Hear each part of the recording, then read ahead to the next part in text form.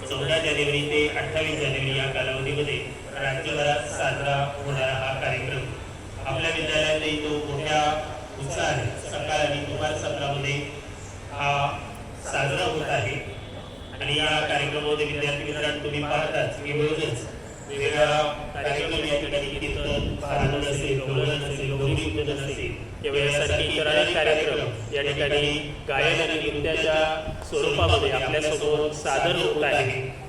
मराठी संस्कृतीचं दर्शन आपल्याला या निमित्ताने होते आणि सगळ्यात महत्त्वाचं म्हणजे विद्यार्थ्यांच्या कलागुणांचा आविष्कार आपल्याला या ठिकाणी पाहायला मिळतो, ज्यामुळे मराठी भाषेचा प्रचार आणि प्रसार आणि त्याचा वापर वाढतो। मराठी भाषेचा जास्तीत जास्त वापर व्हावा आणि तिचं संवर्धन व्हावं ही याच्या पाठीमागचा उद्देश आहे। आणि विद्यार्थी मित्रांनो, आजचं पुष्प अर्पण करताना सुद्धा मला विशेष आनंद होत आहे, कारण आजच्या दिवसाचं अजून एक दिनविशेष आपल्याला म्हणता येईल ते असं आहे की 14 विद्या आणि 64 कलांचा अधिपती असणाऱ्या गणपती बाप्पाची आज जयंती आहे की त्या जयंतीला तिलकुंड चतुर्थी असंही म्हटलं जातं। त्यामुळे आपण आजच्या कार्यक्रमाची सुरुवात प्रतिमा पूजनाने करणार आहोत। विद्येची देवता सरस्वती आणि बुद्धीची देवता गणपती यांच्या पूजनाने आज आपण या कार्यक्रमाची सुरुवात करत आहोत। मी विद्यालयाचे मुख्याध्यापक सन्माननीय गुरुनाथ सर, पर्यवेक्षक भारती सर काळेकर यांना विनंती करतो की त्यांनी प्रतिमेचे पूजन करावे।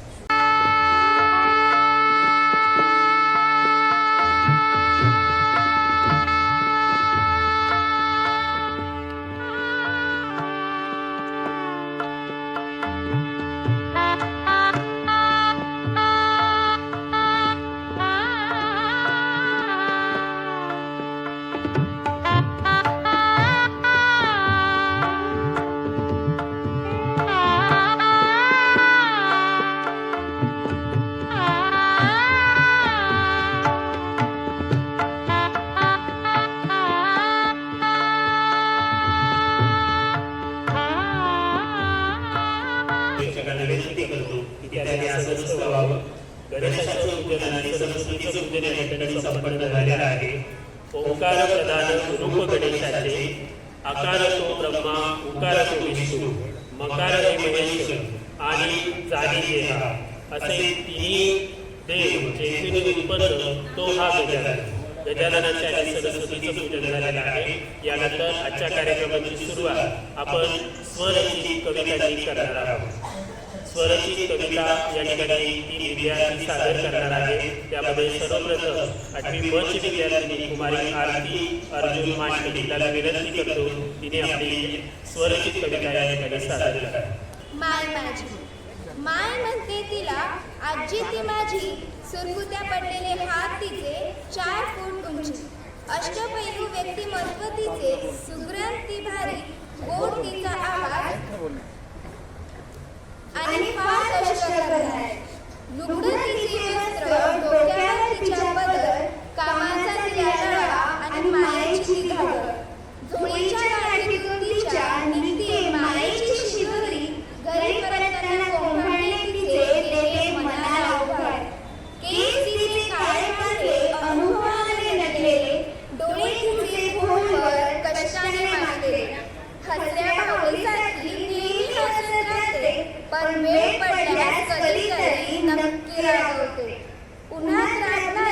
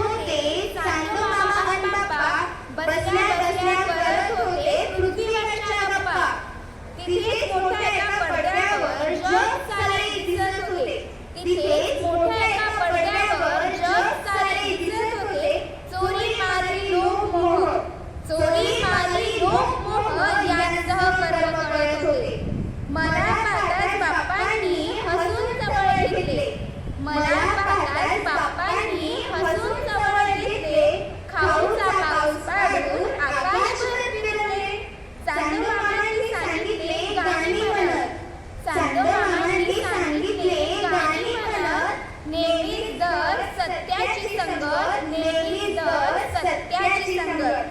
तेवढ्यात आईचा ओरडा कानावर पडला, तेवढ्यात आईचा ओरडा कानावर पडला. डोळे उघडल्यावर कळाले शाळेत उशीर झाला, शाळेत उशीर झाला. धन्यवाद. आरतीने सुंदर अशी स्वराची कविता या ठिकाणी सादर केलेली आहे. यानंतर आठवी मंचची दुसरी विद्यार्थी आहे कुमारी श्रावणी तुकाराम पाटील आपली स्वराची कविता या ठिकाणी सादर करतात. पण देवाला देतो काही सेकंद, माणसाला हवा सदानंद, पण देवाला देतो काही सेकंद. विषयांमध्ये जातो गढून देवाची आठवण अधूनमधून, विषयांमध्ये जातो गढून देवाची आठवण अधूनमधून. नाही पूजा नाही ज्ञान मोबाईलची अनुसंधान, नाही पूजा नाही ज्ञान मोबाईलची अनुसंधान. नामस्मरण मोरी फान त्याने खान होणार, जप करतो मायेवर पण खरे प्रेम पैशांवर. खिचडीसाठी करतो उपवास भक्ती भारे पूर्ण नापास. संकटाला वरते वाढवतो पण नवस मोडून डील करतो. देवाकडं सारखं मागणं, माणसा तुझं काय रे मागणं. शक्ती दे, बुद्धी दे, विद्या दे आणि हे सारं कायम टिकू दे. असा मी देवावर दे. आता हसून देव म्हणतो, आता हसून देव म्हणतो. माणसा ठेवलं तुला देऊन सारखा, मागून मागून थकत नाही, थँक्यू सुद्धा म्हणत नाही.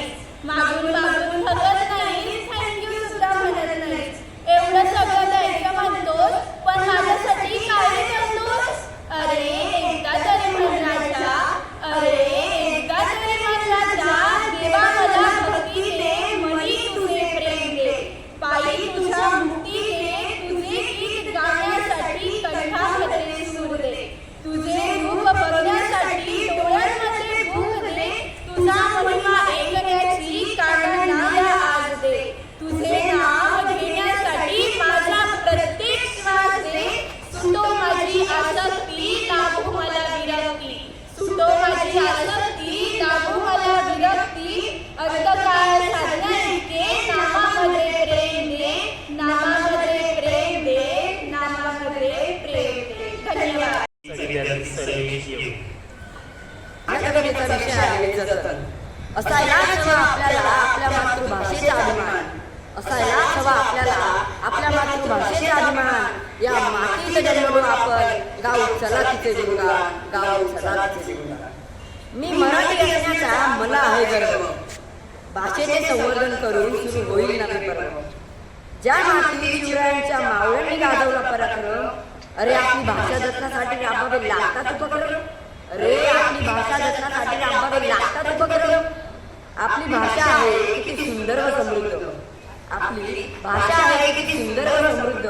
ती बोलण्यासाठी मन असावं लागतं शुद्ध. जिकडे तिकडे इंग्रजीचे वारे वाहू लागले, जे ते आता आपली भाषाच विसरू लागले. कुसुमाग्रज, बालकवी यांचे जन्मजन्मांनी झाले, त्यांच्या साहित्याने मराठी भाषेला सौंदर्य आले. जतन करूया आज आपल्या मातृभाषेचे, जतन करूया आज आपल्या मातृभाषेचे. नक्कीच येतील आपल्या मराठीत किरण भाषेचे. मी माझ्या शब्दांना निर्माण देतो, परंतु जाताना मात्र एवढं सांगू इच्छितो. हरवत चालली आहे मराठी, विरळत चालली आहे मराठी. वापरली पाहिजे आपण मराठी, बहरली पाहिजे आपली मराठी, बहरली पाहिजे आपली मराठी. धन्यवाद. कविता या ठिकाणी सादर केली आणि या सर्व तीनही विद्यार्थ्यांना मार्गदर्शन केलेलं होतं. आपल्या विद्यालयातील मराठी शिक्षक लोखंडे सर त्यांचे या ठिकाणी मी अभिनंदन करतो. यानंतर विद्यार्थी मित्रांनो, आपल्या विद्यालयातील ज्येष्ठ मराठी शिक्षिका श्रीमती देवरेलिया मॅडम आपल्या स्वराची 2 कविता या ठिकाणी सादर करणार आहेत.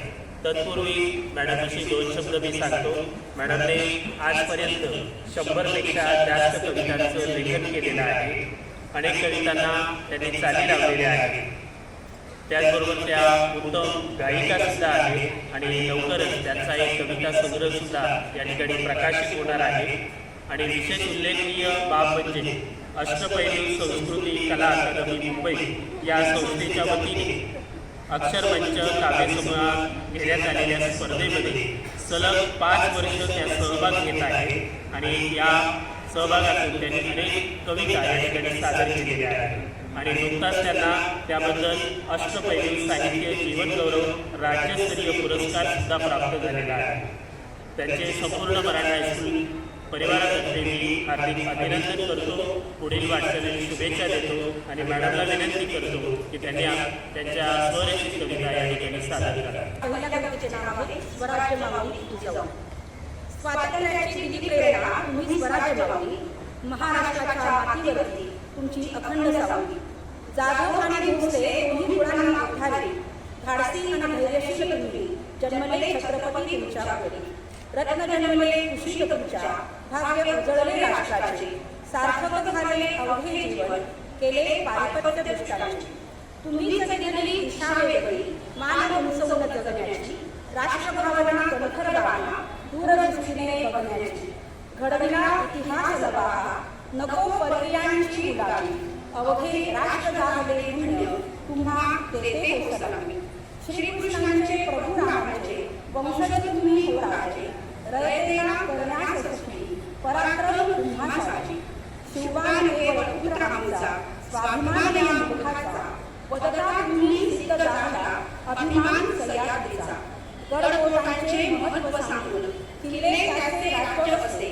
रायगडाच्या लग्नाआधीच कोंढाण्याचे लग्न दिसे. माना मुरुमी शत्रूच्यावर झुंजायला येती पुढे. अनेक बाजी अनतानाची सरसावले मृत्यूकडे. अनेक बाजी अनतानाची अनसूयाची सरसावले मृत्यूकडे. कडे कपारी डोंगर काटा घाबरले ना मृत्यूला. तळहातावर प्राण घेऊन पाणी पाजले शत्रूला.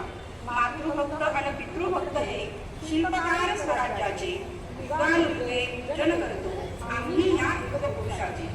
सिंदखेडची पावनभूमी सिंदखेडची पावनभूमी स्मारक सांगे शौर्य कथा. गुजरात भास मानाचा हा चरणांशी ठेवू माथा. चरणांशी ठेवू माथा. जय जिजाऊ जय श्रीराम.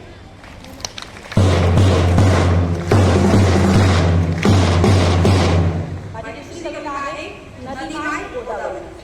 तुझं माहेर त्र्यंबकेश्वरी उगम तुझा ब्रह्मगिरीवरी. तुझं माहेर त्र्यंबकेश्वरी उगम तुझा ब्रह्मगिरीवरी. नांदलते सतू स्वानंदे आणि बहरली नाशिक नगरी. नांदलते सतू स्वानंदे आणि बहरली नाशिक नगरी. फुलवली बाग फुलांची घड द्राक्षांचे लगडले. फुलवली बाग फुलांची घड द्राक्षांचे लगडले. जलसिंचनाने तुझ्यावर बहुतांना तू जगविले. पदपावन हा लाभला पदपावन हा लाभला प्रभू रामांचा निवास.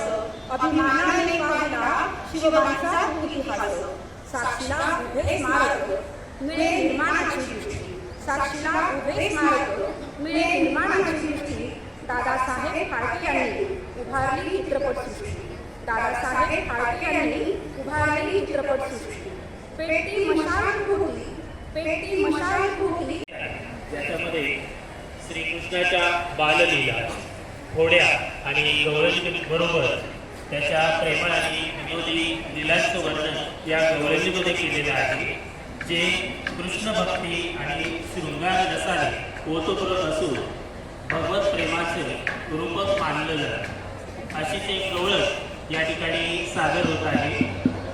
तत्पूर्वी मला एक सांगावंसं वाटतं की गवळण हा तमाशा किंवा इतर प्रकारांमध्ये वेगळ्या पद्धतीने दाखवलं जातं. खरं तर श्रीकृष्णाच्या खोड्या या त्याच्या वयाच्या 5व्या वर्षापर्यंतच दाखवल्या गेलेल्या आहेत. त्याचं शास्त्रीय कारण असं आहे की पौराणिक कारण असं आहे की प्रभू रामचंद्राने आपल्या अवतार कार्यामध्ये जे एकनिष्ठ असं एक व्रत एक पत्नीव्रत जे होते त्यांनी स्त्रियांना आश्वासन केलेलं होतं की पुढच्या जन्मी म्हणजे श्रीकृष्ण जन्मामध्ये मी हे सगळं पूर्ण करेन. या अवतारामध्ये मला ते करता येत नाही आहे आणि ही त्याच्या पाठीमागची खरी पार्श्वभूमी आहे. तर अशीच एक गवळण आज या ठिकाणी सादर होत आहे.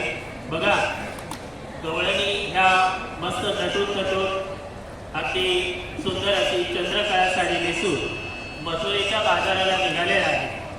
परंतु त्यांना भीती आहे की श्रीकृष्ण म्हणजे कान्हा हा कुठून तरी आपल्याला तिरप्या नजरेने बघतोय आणि कधी तो आपल्याला रस्त्यात आडवा येईल आणि आपली फोड काढेल हे सांगता येत नाही. आणि जर तो आला तर गवळणी अशा ठरवतात की त्याला आपण भक्तिरूपी विनंती करूया त्या कानाला आणि त्याला सांगूया की आमची खोडी काढू नको. तर अशी याचं वर्णन करणारी एक गवळण या ठिकाणी सादर करतोय. ही गवळण सादर करतोय मी स्वतः आणि माझा आवडता विद्यार्थी नदी महसा प्रसाद गांगुर्डे आणि आम्हाला भजनी साथ देत आहे. आणि फक्त हातोडीवर साथ नाही तर ही गवळण आमच्याकडून सराव करून गेलेला आहे. आम्ही संगीत शिक्षक दांडेकर सर आणि गीत पंच गवळणीचे गुण आहेत. नेसली ग बाई मी चंद्रकळा ठिपक्यांची तिरपी नजर माझ्यावर या सावळ्या आहे.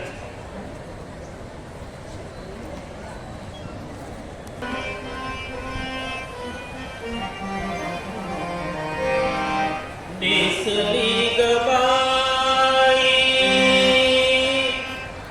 चंद्रकळा ठिपक्यांची नेसली ग बाई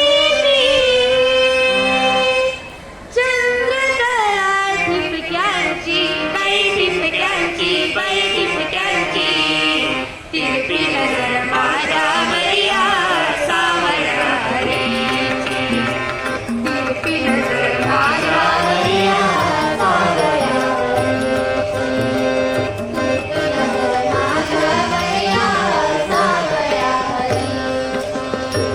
शेती मारून करतो गोळा गोपाळाचा मेळा. शेती मारून करतो गोळा गोपाळाचा मेळा. राधिकेला अडवून गळा शरद झाली बाईयाचा निर्लज्जपणाची. शरद झाली बाईयाचा निर्लज्जपणाची. या कानाची या कृष्णाची तिरपी नजर माझ्यावर या सावळ्या रेची माझ्यावर या सावळ्या रेची तिरपी नजर माझ्यावर या सावळ्या रेची. दुनिया नाही तरी तसे बनते जाणे अजून याला नाही तरी तसे बनते जाणे. सोड देवा पदर माता चोळी आहे गुंजाची. सोड देवा पदर माता चोळी आहे गुंजाची. सोड देवा पदर माता चोळी आहे गुंजाची. सोड देवा पदर माता चोळी आहे गुंजाची. या कानाची या कृष्णाची तिरपी नजर माझ्यावर या सावळ्या रेची तिरपी नजर माझ्यावर या सावळ्या रेची तिरपी नजर माझ्यावर या सावळ्या रेची. पाहियाशी जाता बाई वाटेवरी उभा काना. पाहियाशी जाता बाई वाटेवरी उभा काना. सोड देवा पदर माझा नार आहे परक्याची. सोड देवा पदर माझा नार आहे परक्याची. सोड देवा पदर माझा नार आहे परक्याची. सोड देवा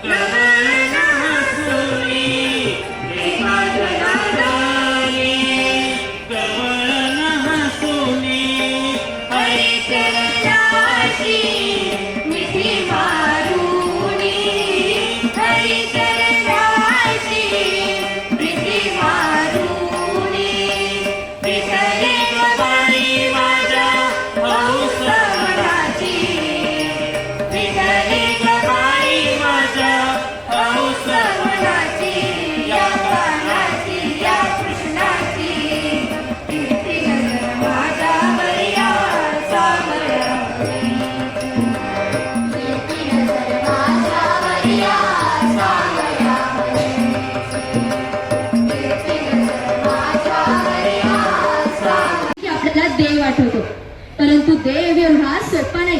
तो सहज मदतीला धावून येत नाही. तो सहजासहजी पावतही नाही.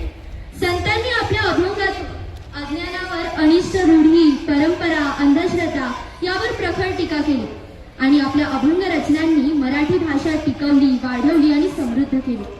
अशाच एका विदर्भातील असलेल्या पण सर्वदूर कीर्ती पसरलेल्या संत तुकडोजी महाराज यांची छान अभंग रचना आपल्या समोर सादर होणार आहे. अभंगाचे बोल आहेत: मनी नाही भाव म्हणे देवा मला पाव, मनी नाही भाव म्हणे देवा मला पाव, देव अशानं भेटायचा नाही रे, देव बाजारचा भाजीपाला नाही रे, देव बाजारचा भाजीपाला नाही रे. सादर करत आहेत नववीच्या विद्यार्थिनी कुमारी वेदिका पोरसे आणि कुमारी तन्वी देशमुख व त्यांच्या सोबतीला आपल्या विद्यालयातील गीत मंच.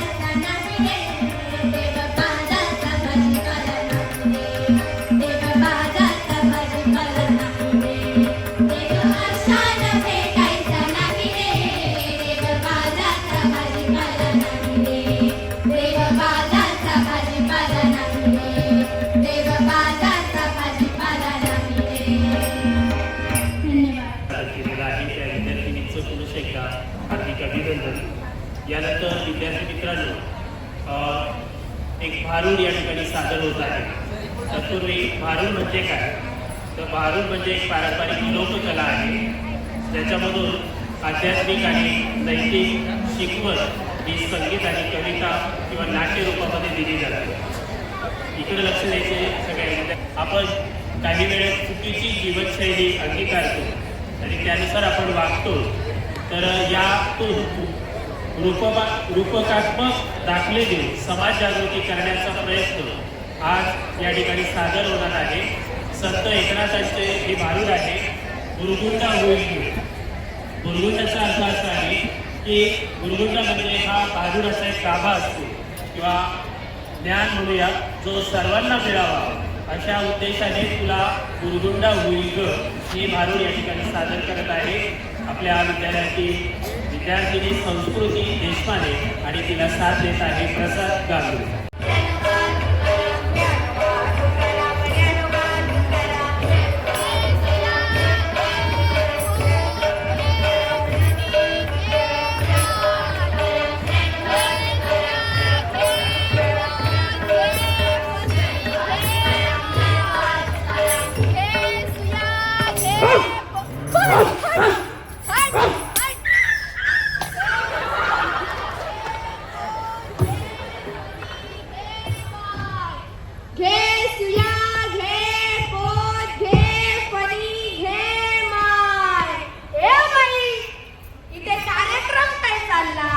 मोठी माणसं काय बसली, मंडळी काय बसली आणि तुझं आपल्या घे तुया घे पोत घे मणी घे बाबा.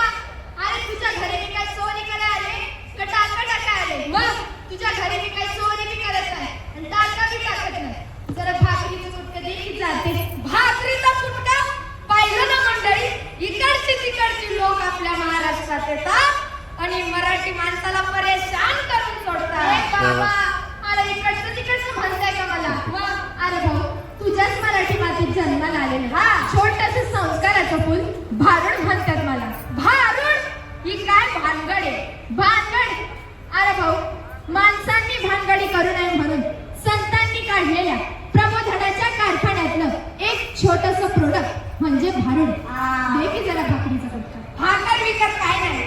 अरे नाही द्यायची तर नको देऊ, पण मी जे सांगते ते ऐकून तर घेशील ना? फुकट आहे ना? अरे भाऊ फुकटच आहे. पाहिलं ना मंडळी, इकडचं असेल तर घ्यायना कोणी आणि फुकटचं असेल तर बाप लेक दोन्ही. अरे भाऊ फुकटच आहे, कारण तू जर माझं ऐकलं तर तुला बुरगुंडा होईल. ए बाई मला कसा बुरगुंडा होईल? बुरगुंडा म्हणजे काय समजला? बुरगुंडा म्हणजे लेकरं बाळ. अरे भाऊ बुरगुंडा म्हणजे लेकरं बाळ नाही. मग बुरगुंडा या शब्दाचा अर्थ तुला ज्ञान होईल.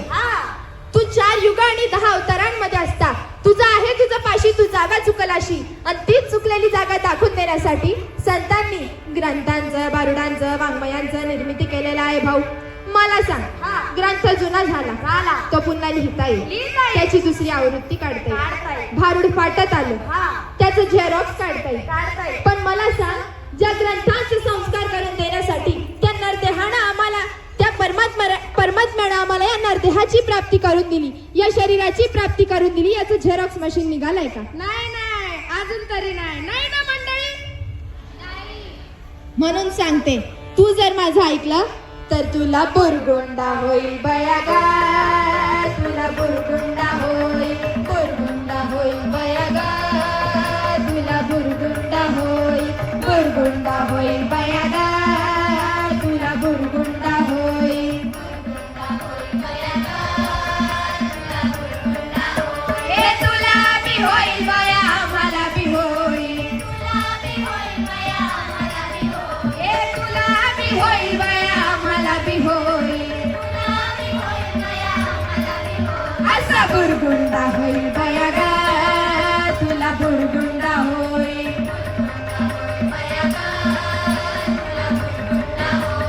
बुरगुंडा होईल बयागा, तुला बुरगुंडा होईल.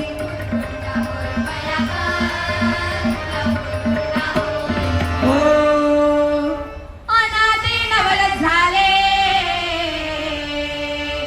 अनादी नवल झाले,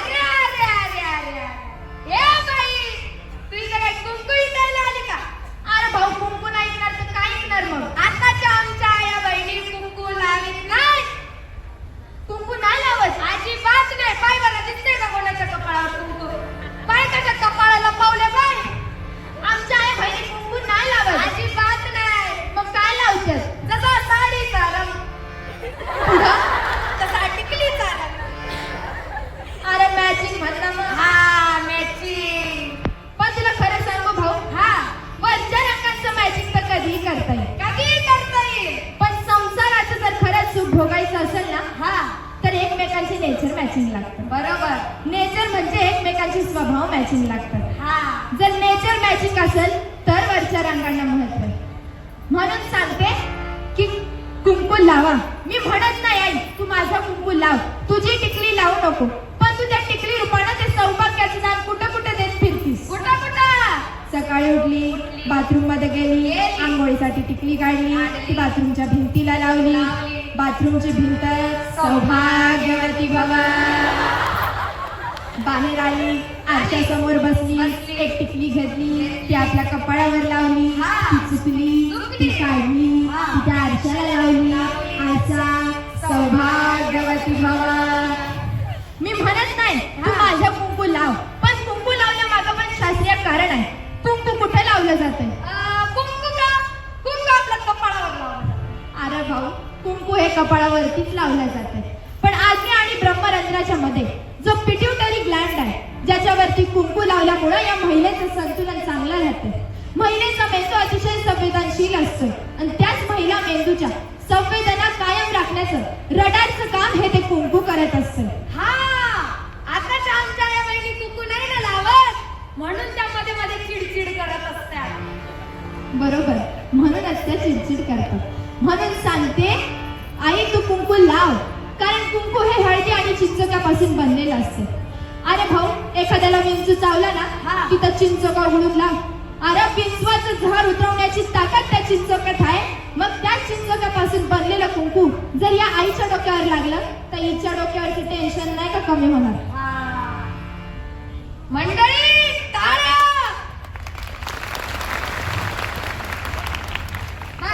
बघ आई बघ, तुझ्या कपाळावर कुंकू लावायचं म्हटलं तर पुरुषांनी टाळ्या वाजवल्या, पण पुरुषांना पण पूर्वीच्या काळी शेंडी होती. आता आहे का? काय सापडत नाही. आता शेंडी आहे. शेंडी म्हणजे काय? शेंडी म्हणजे लांब केस. अरे भाऊ, शेंडी म्हणजे लांब केस नाही. शेंडी म्हणजे माणसाच्या मेंदूरूपी टीव्हीवरती सद्विचारांचं प्रक्षेपण करणारा अँटिना. आता जर तो अँटिनाच राहिला नाही तर कस काय त्या मेंदूरूपी टीव्हीवरती चित्र प्रक्षेपित होईल?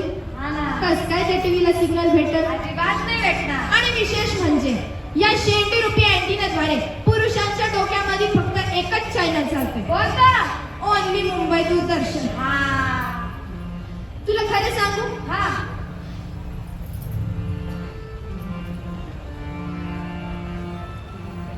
एक विशेष म्हणजे या शेंडी रूपी अँटिनाद्वारे जे तुमच्या डोक्यामध्ये ओनली मुंबई दर्शनचं चॅनल चालतंय ना, त्याच्या मागे एक कारण आहे. पुरुषांना आता एकच काम राहील, महिनाभर काम करायचं, महिन्याचा पगार बायकोच्या हातात नेऊन द्यायचं.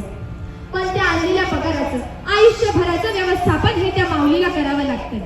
आणि हे व्यवस्थापन करताना, घराचं घरपण जपताना मला सांग, त्या आईच्या डोक्यामध्ये किती किती चॅनल चालू असतील? किती?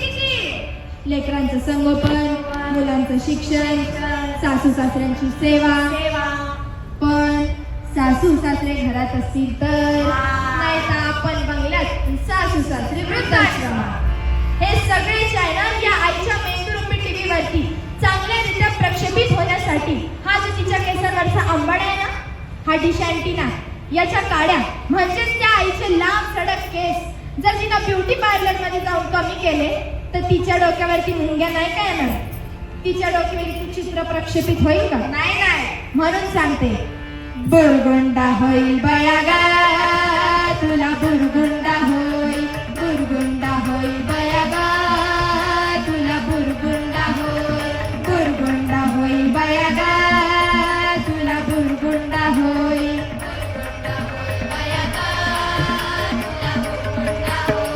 तुला बी होईल बया, मला बी होईल, तुला बी होईल बया, मला बी होईल.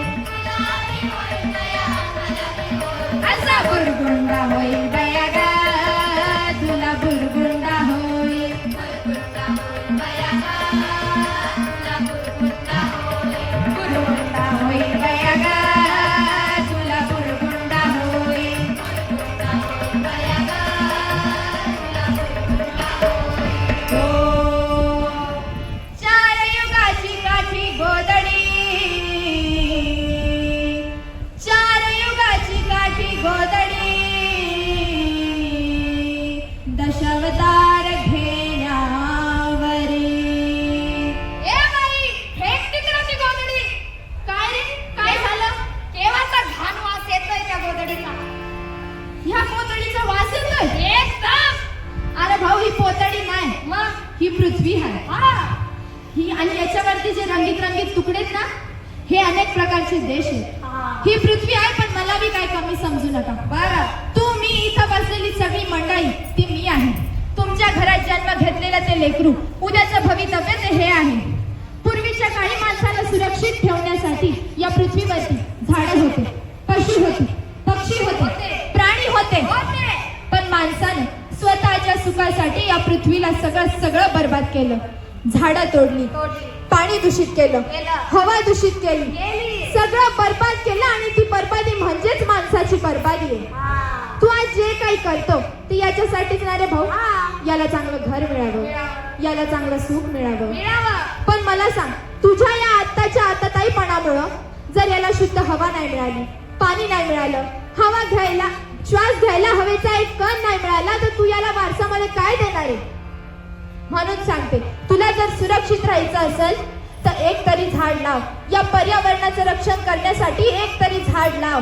म्हणून सांगते, बुरगुंडा होई बयागा तुला, बुरगुंडा होई, बुरगुंडा होई बयागा तुला, बुरगुंडा होई, बुरगुंडा होई बयागा तुला, बुरगुंडा होई.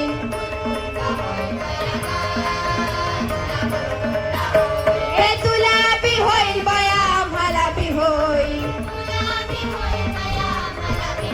हे तुला बी होईल बया, आम्हाला बी होईल. असा बुरगुंडा होईल बया गा तुला, बुरगुंडा होईल.